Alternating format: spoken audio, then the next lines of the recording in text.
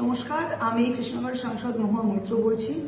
আপনারা জানেন যে তৃণমূল সাংসদ হিসাবে আমি সর্বোচ্চ আদালত সুপ্রিম কোর্টে ওয়াকফ অ্যামেন্ডমেন্ট অ্যাক্টের বিরুদ্ধে গিয়েছি এবং আজকে সেই মামলার শুনানি হয়েছিল। শুনানিতে আমরা খুব সম্ভাব্য একটা অন্তর্বর্তী স্থগিতাদেশ পাচ্ছি, যেটা আজকে প্রধান বিচারপতি বলেছেন। তিনটে মেইন জিনিস এর উপরে আমরা এই অন্তর্বর্তী স্থগিতাদেশ পাচ্ছি। এটা সত্যি সুখবর।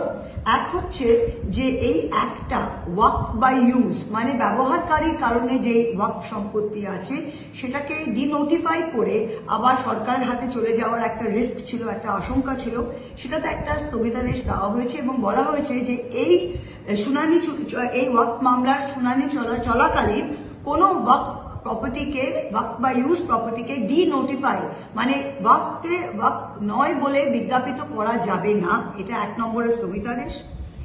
দ্বিতীয় স্থগিতাদেশ সেটা বলা হয়েছে, সেটা হচ্ছে গিয়ে যে এই ওয়াকফ অ্যামেন্ডমেন্ট অ্যাক্ট যেই ধারাটা বলছে যে সরকারি জমি বলে যে কোনো ওয়াকফ সম্পত্তিতে কালেক্টর বা ডিস্ট্রিক্ট ম্যাজিস্ট্রেট তদন্ত করতে পারে, কিন্তু তদন্ত করাকালীন সেই সম্পত্তিটা আজকে অ্যাক্ট বলছে যে সেটা সরকারি সম্পত্তি হয়ে থাকবে, সেটাতে কিন্তু এখন স্থগিতাদেশ দেওয়া হয়েছে। তাই কোনো কালেক্টর বা কোনো ডিস্ট্রিক্ট ম্যাজিস্ট্রেট যে কোনো ওয়াকফ সম্পত্তিকে সরকারি সম্পত্তি বলে মানে বছরের পর বছর সেটা চালিয়ে যাবে, সেটাতে স্থগিতাদেশ দেওয়া হয়েছে।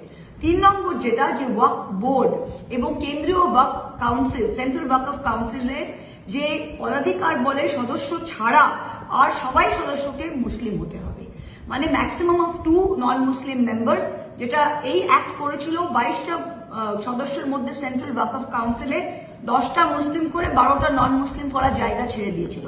আজকে সুপ্রিম কোর্ট বলেছে সেটা আর করা যাবে না। This is a religious organisation, আর সেইখানে দাঁড়িয়ে আপনাকে ম্যাক্সিমাম 2 জন করতে হবে, আর বাকিরা আপনাদের মুসলিম এবং মুসলমান সম্প্রদায় থেকেই হতে হবে। তাই এই 3টে মেইন পয়েন্টে অন্তর্বর্তী স্থগিতাদেশ আমরা পেতে চলেছি। এটা সত্যি সুখবর। তৃণমূল কংগ্রেস, মমতা ব্যানার্জি পার্টি, আমরা সবাই পশ্চিমবাংলায় এই ওয়াকফ আইনটার তীব্র বিরোধিতা করেছিলাম পার্লামেন্টে, এবং আজকে সুপ্রিম কোর্টের যে অন্তর্বর্তী স্থগিতাদেশের কথা বলা হয়েছে, যেটা আশা করি আগামীকাল ফিক্স হবে, সেটাতে প্রমাণ হচ্ছে যে এই অ্যাক্টটা সম্পূর্ণ আনকনস্টিটিউশনাল এবং অসাংবিধানিক ছিল। Thank you.